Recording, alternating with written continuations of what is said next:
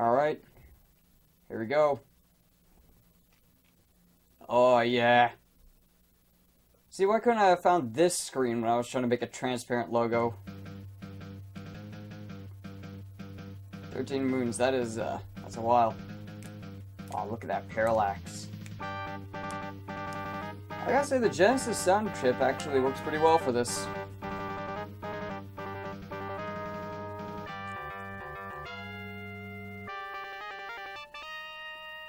Oh, man.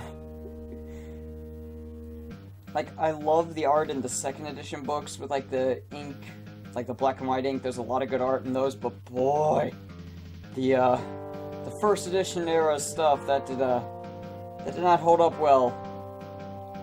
In 1992, this would have been, what, 3 years after the release of second edition? So the fact that they were still using, like, D&D Basic for this, no, it wouldn't have taken them that long to develop the game. Heck, a lot of PS1 games were developed in, like, 3 to 9 months. A lot of NES to Genesis era stuff was, like, 6 months, wasn't it? I mean, there's a reason they got 6 Mega Man games out on the NES. Oh, here it comes. Yeah! I love this theme song. This theme song is all kinds of rocking.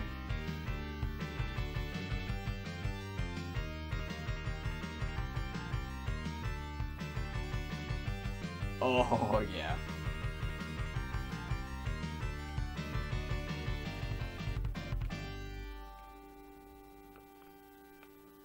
And that is Dungeons & Dragons, Warriors of the Eternal Sun. Hello, and welcome. I'm very excited to be doing this. I am very, very excited.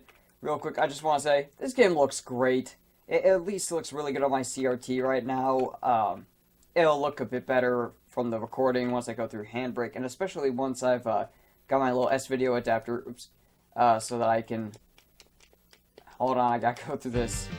I gotta get it where I can start using the AV cables for video input. So right now I'm having to capture through RF for a little bit. Let's go ahead and make our party. So, anyone who's not familiar with D&D First Edition rules, back in First Edition, you didn't have races and classes. You had one or the other, really. So humans could be clerics, fighters, magic users, and thieves.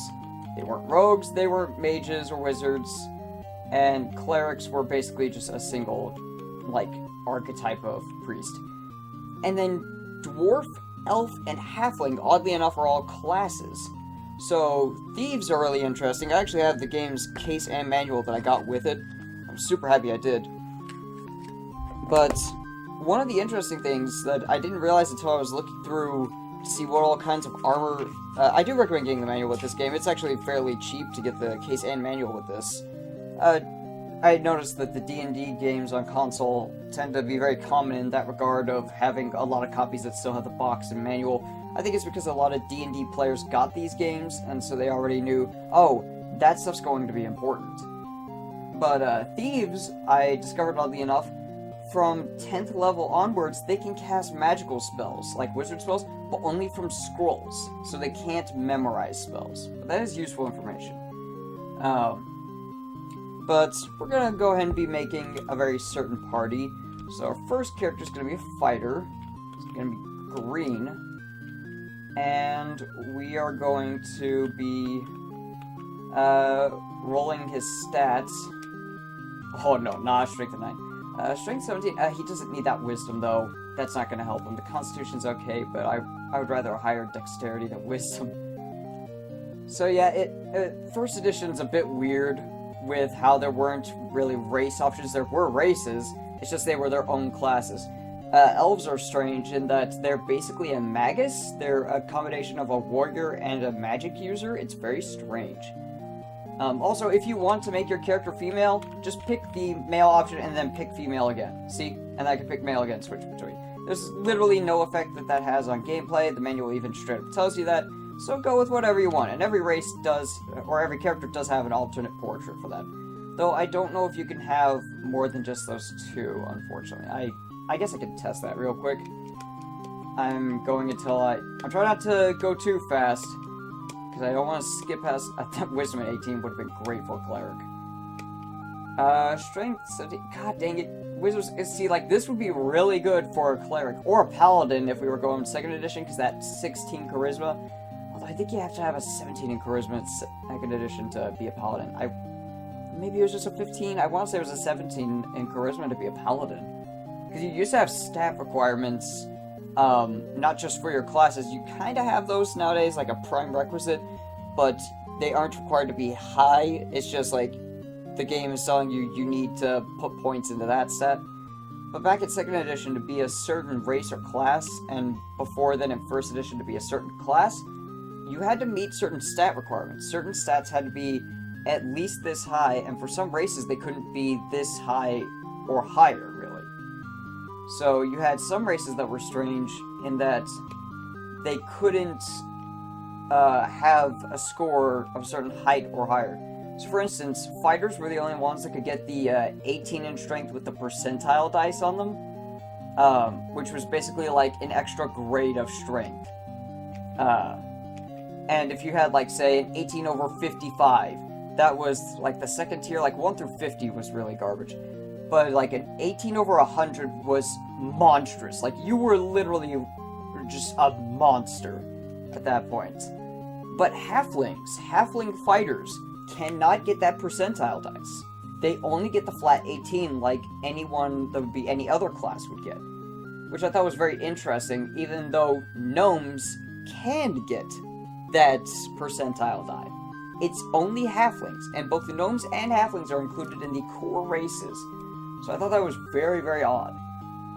I kind of want to go with this, but I don't... The literal only good stats in this are the strength and the constitution. Again, this is the thing, is you're just rolling for stats. I'm trying to do this as best as I can. This is taking far longer than I anticipated, which is my first character. I'm probably gonna skip from here, so we'll cut. Okay, you know what? I think I'm gonna go with this for the fighter. So the three main stats you want for a fighter: strength is their prime requisite, and that basically determines how well do you hit stuff, and how easy is it for you to hit stuff, and how hard do you hit it. That high dexterity gives us a lower armor class, which is good. The base armor class is 10, just like in normal editions, but in this and basically 2nd edition and prior, you wanted a lower armor class because of a thing called THAC0, which you don't directly see in this, but trust me, it's not necessarily useful in this because you're not actually rolling dice. The game does that for you, so seeing a THAC0 wouldn't really matter. But it was basically a number that says, this is how efficient you are at fighting stuff. And that number got better more quickly depending on your class. So fighters got, their THAC0 decreased by 1 for every level. So they had a huge advantage in fighting because it was just way easier for them to hit stuff. And because of the way you did the math, you wanted a lower armor class. An armor class of 6, considering that we won't even have armor until we go shopping, that's great. 2,000 experience is that's the standard for a fighter. That's quite hard. 9 out of 10 HP because we don't have a bonus to our constitution, which is what makes your max HP better. You basically get bonuses from constitution. I don't think we're getting anything with a 13, so 9 hit points is not bad. And then dexterity of 18 has basically taken our armor class down 4 pegs, which is amazing. So we're gonna go with that. And I like this. Fighter says, please give me a name. The game's having to call me Fighter. Give me a name, man. So we're gonna do that. We're gonna do just that.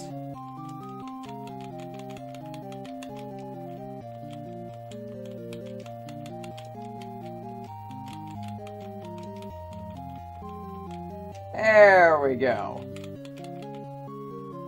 Crump team. And next, I think we're going to make... I guess we'll make our cleric. Clerics, you want a good strength because they can be pretty decent at melee combat, but you really want them to have a good wisdom.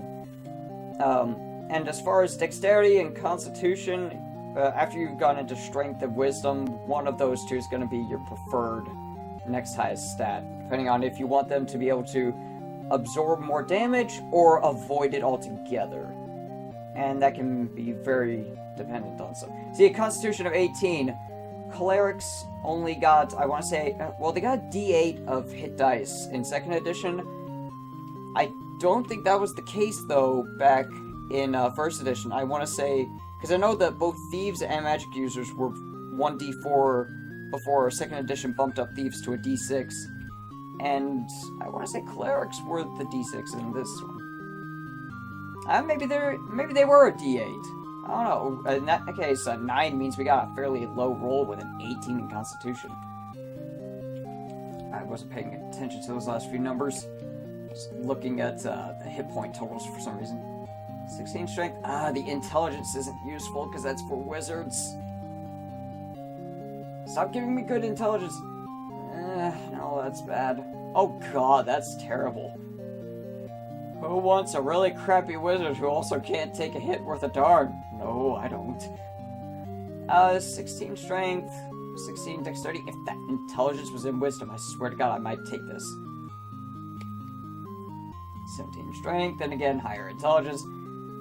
See, that would be good for a bard right there. Like, the 10 strength isn't bad, but if you want a spellcasting focused bard, this would be fantastic stats. Too bad bards aren't in this. See, this is the thing, is like, the first 20 minutes of this game are just spent like, okay, are these stats good? No. Okay, these? No. Okay, these? No. That is like the one gripe about making D&D video game characters, is like, while the dice rolling for the new stats is fast for each set, it takes forever to get a decent set of stats. And I kind of get annoyed that you can't swap these numbers around, that it just gives you 6 numbers wherever. It doesn't give you 6 numbers to choose to assign to stuff. So see, that strength, that dexterity, great. If that 18 intelligence was in wisdom, I would take that. In fact, I might just switch this to be the magic user, but I don't know if that's going to undo my stats. I'm going to try, actually, because a 16 strength wizard would be awesome. Sweet, it doesn't. Okay, in that case, we're going magic user. Oh god, that 4 HP. That is the maximum for a wizard in this. But hey, armor class of 8, that's pretty useful. You won't be able to get armor, though, but that 16 strength is going to help a little bit. That 18 in intelligence is going to be very useful. I might actually do this. I might make our magic user with these stats.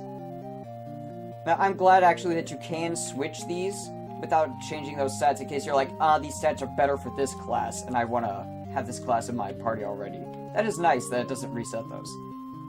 Honestly, I think I'm going to take this, because magic users only start off with 1 spell, and that's Magic Missile. He's going to be using a sling and a dagger for the most part early on, or not a dagger, a knife. Or maybe it is a dagger, but regardless, he's going to need that strength a lot. I don't know if dexterity is what affects the sling, but having a 15 and a 16 means both of those are going to hit well anyway, regardless of what they need. Which means we need to switch your color to blue. No, don't roll again, Jesus. And you are going to have to rearrange the party to fit the overlay I made.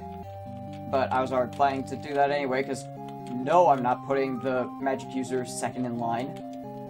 No. Not D. Saving the D for later. You don't need the D right now. Maybe some other time. And this is some incredible comedic timing. I'm actually quite thirsty right now. I'm parched. And I'm not joking. Like, I was already thirsty before I started saying that joke, and I was just like, wow, well, ain't that useful. That's convenient. Okay, so let's go ahead, and I guess this time we're going to try and go cleric. And we're going to have to go male. I see right there, that 16 in wisdom, that's the kind of thing I was looking for earlier. Too bad the strength and dexterity and constitution are all bleh. Now charisma, oddly enough, that is usually very helpful in actual D&D. I don't know if it's actually any bit useful in this. I really don't. I don't know if that gets you better prices at the shops if that person's buying stuff. I don't think the manual tells you that. And I don't think it's a prime requisite stat for any of the first edition classes, so as far as I can tell, charisma is literally useless in this. Again, I don't know. It might be useful. I don't think it is. Also, I like that my magic user, I like that my magic user has a 16 in strength. It's completely pointless, but he's buff. He's ripped. Seriously, a 16 in strength is insanity. Not really. No, that's not great. Oh, that wisdom of 17, the constitution 16, and then the freaking 9 strength is just because they use melee weapons. And clerics don't even get a spell till 2nd level. Oh, now here's a good set. Strength of 15, which makes him weaker than the magic user, even though he's going to be on the front lines. A wisdom of 16, though, and a dexterity of 17, so his armor class is 7. His constitution's only 10, though, so he's getting no pluses from that, so he's got only 6 HP. I'm going to need to get him armor anyway, so that'll make his armor class a little better, but I don't like that 6 HP. I really don't.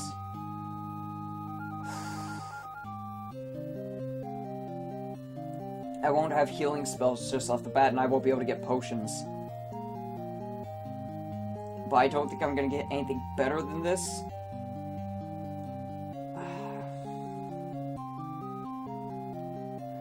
I think I'm going to go with this for now, and if while rolling the next character I see a better set of stats, I will make that the cleric. Our cleric...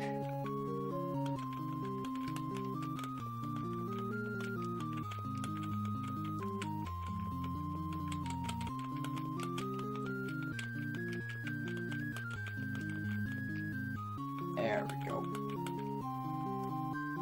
Look at those tiny HP bars. That shows you how high your HP can get in this game from how much you can level up. And finally, the dwarf. And, sorry, Candy, but you're gonna look a little buzzed. And that might fit with your character's archetype. Oh no, 18 in intelligence. Okay, yeah, that's useless. 16 dexterity, that's kind of helpful. Not really, though. Ooh, strength of 18, dexterity of 14, constitution of 14. So I'm below a 12, and there most of it's at least a 14. Armor class of 8, HP is 9. Gonna be hitting stuff like a freaking truck. Is literally everyone in this party equipped with a strength of 15 or higher? I just realized that. That might actually be the best. That might be amazing. That constitution's gonna help, so is that dexterity. I think this is pretty good for the bard. For a dwarf. So give dwarf a name. Okay. The only one that uses a space. Almost forgot to put the D in there. Wow, that's really bad out of context. I forgot to put the D in bird. I tried to make that sound better. I don't know if I did. And thus, that is looking like our party. So our fighter, Cromp team, our magic user, Weave Tailor, our cleric, it makes sense that they'd have a lower strength, but a lower strength than the wizard of all things. That's a little confusing to me. That's a little concerning. But strength of 18, 17, 16, and 15, I mean, that's pretty good. And both our fighter and our dwarf have 9 HP. No one's got an armor class higher than 8. That's actually really good. 6, 2 8s, and a 7 for AC. The 6 HP on our cleric is going to be a little troublesome, I will admit. Also, yeah, magic users take a long time to level up. But I think this is gonna work. Yeah, alright. Let's do this. Make sure everyone's color is correct as well. And yep, that is correct. The only reason I made Zen's character yellow is just because I wanted to have everyone distinguished. Alright, now we can actually start the game. I'm gonna have to edit the heck out of that character creation. A new enemy. Ooh. Is it the Predator? Oh god. Don't kill the Predators. Unless you want a nuke going off. We chose to explore our new home. Do we really want to call this home? I mean, you got a point there. I will not make any promises. And just like that, now go play the game. So, let me explain basically what's going on here. The Duke and his men, including us, we have been living with and fighting for the Duke for however long you really want to call it, really. But we've been fighting the goblins for a while. Real quick, like any good D&D game or D&D party, you start off by buying equipment. You don't just start off with stuff. And I believe, yes. So our magic user is the only one who can't wear armor. They can't wear armor, they can't wear shields. And in fact, while we did just get the armor, and that auto-equips, by the way, we could see that our cleric starts with Turn Undead and a mace. Our dwarf starts off with an axe and a shield. Our fighter starts off with a sword and a shield. And our magic user starts off with a staff and magic missile. One casting. You'll see one token for each casting you've memorized. Yeah, you didn't have spell slots back then. You just had, like, individual memorizations of the spell. And this is why you have starting gold, is so you can get not terrible equipment. We're going to get the dagger. Oops, I gave that to Prompt Team. And we're going to get the sling as well for our magic user. I'm going to sell off the staff, because that is literally useless. As far as I can tell, there's no use in having the staff, as far as I can tell. It is just there. So, magic user's going to have knife and sling. We're going to have him equipped with the sling, because I prefer to keep him at a distance with only 4 HP. Magic missile, we've only got one casting, so for now, he's just a really crappy thief who can't pick locks or undo traps or whatever. The only spell we can buy is shield, and I believe that may be a first level spell. I think it's second level. So weapons, armor, and magic shops. I don't think we can get anything else from there. So now, before we set out, let's go exploring a bit. Well, would you look at that? I'm trying to remember where exactly. There's some secret corridors in here. Oh, that is a staff. Don't know what that was doing there, actually. Is the loot randomized? Am I not going to get the same thing as last time? Okay, but what is this really?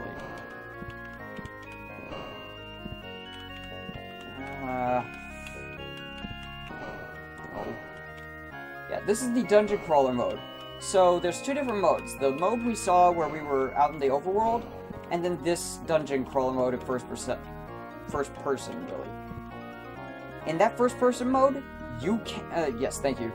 That first person mode, you can't save. You cannot save in first person. If I go in here, this is because while underground, you are in real-time combat with anything you encounter. In the, in this, I don't think this is the one that has the secret door. Yeah, secret doors are literally just press against the wall until you phase through it. Yeah, you usually encounter someone trying to get out of there. Oh yeah, real quick, let's talk to the wizard and then I'll try and finish that thought. Yeah, this is the wizard basically telling you, bring him artifacts and he'll pay you for letting him research them. This is the dungeon, but, yeah, all combat in this is real time. You do not have time to strategize and think. So, if I press A, we just swung our sling. So your left thing is your A button, and your B button is the right thing. Oh, that was casting Turn Undead. Good thing that doesn't have limited castings. That was a magic missile. Oops. Oh.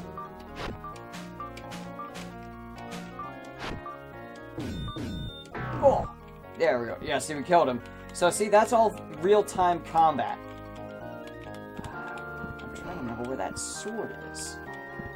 My other attempt at this, Jesus. There was a +1 sword I got in one of these, and I got gauntlets of ogre power in the other hidden area I explored. I think the loot for this might be randomized, considering I got just a staff.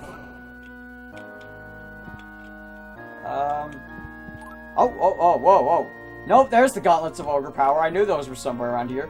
So yeah, Gauntlets of Ogre Power. Let me show you what those do real quick. Now, who picked them up? Ah, yes, Zen picked them up because he has the lowest strength. So the game automatically prioritized them to him. Gauntlets of Ogre Power will take any character's strength and instantly bump it to 18. Zen now went from having a 15 in strength to an 18. That was why I was so okay with him having a 15 in strength despite being on the front lines. Because I knew we could get these. So I was like, well, we've got 17 in strength on Fighter, so getting one extra point isn't going to help him that much. He's good enough at 17. 16 in strength is fantastic for a wizard who's not going to be doing any spell casting anytime soon. Then the Gauntlets of Ogre Power got our cleric up to an 18, so that meant that all we were worrying about was the wisdom and the dexterity. But we still wanted a decent base strength in case we have to unequip these for whatever reason. And then we've got an 18 in strength on our dwarf. Now our lowest strength is our wizard at 16. We're gonna have a much easier time hitting stuff. So that should mean that the guard tower is where I found the +1 sword. And that wasn't any of these. That was over by the graveyard, if I recall. Yeah, I did a little bit of a test for this, but I wanted to go back and record actually playing this. The graveyard's really fun. I know that doesn't sound like it, but yeah, this has a whole bunch of tombstones. They'll have fun little rhymes. Here lies Louise, a thief shouldn't sneeze. Wise words. Was wondering I soon caused him demise. Basically, careful not to look at certain monsters. Here lies Dwight, a knight he did smite. Many ladies have he cherished, and now he has perished. I like that some of these, yeah, he's telling us some spells will work here. Yeah, some of these are reserved for your party members. This spot is reserved for Weave Tailor. He quenched his thirst, but the water was cursed. This spot is reserved for Radbird. I am trying to... A thief that did think has become quite extinct. I don't know quite what that one is. Some of these are references. This dwarf was much feared till he tripped on his beard. There's, I know there's a few references here. Here lies Todd, he angered a god. I'm trying to find he's dead.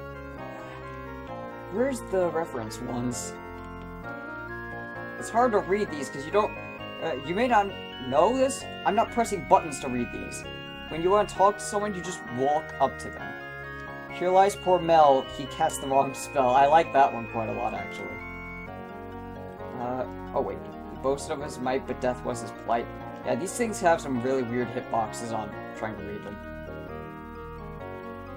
And some of them, you apparently can't read at all. He's dead, Jim, that's one of them. Yeah, there's a lot of fun stuff to be had with, those little references.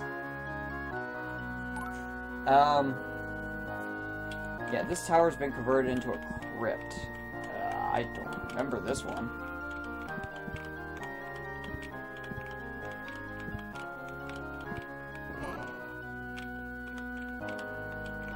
Really? Because I don't see him. Then again, you know, hard enough to render all this as is. Kenny Wing, Sperry Glen. I wonder if these names are references to anything. Feel the eyes of the wizard, Casolari, who still haunts his resting place. Okay, well, I'm out. Oh, I'm out 8,500.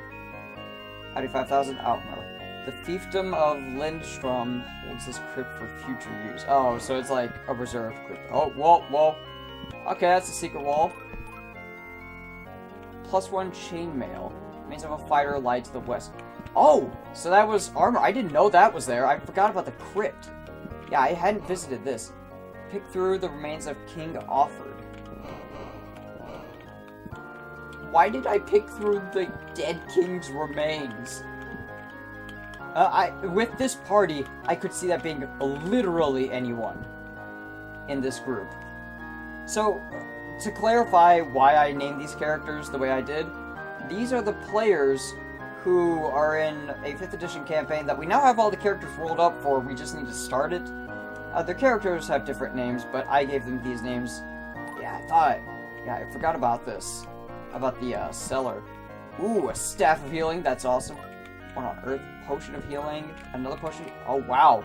Okay. Yeah, I didn't know this was here, actually. Okay, yeah. So, when you start out the game, I guess, make sure to go in there. Raid the church, I guess.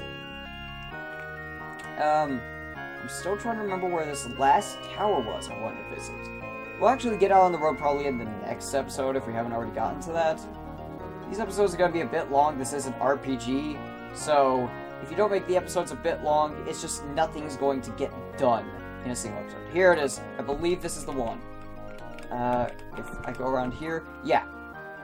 That's a +1 sword. That's the last thing I knew about. So I think this is supposed to kind of tell you, hey, this tower is different, has a secret room. So that is everything we were looking for. Excellent. Now, it's time to equip some stuff.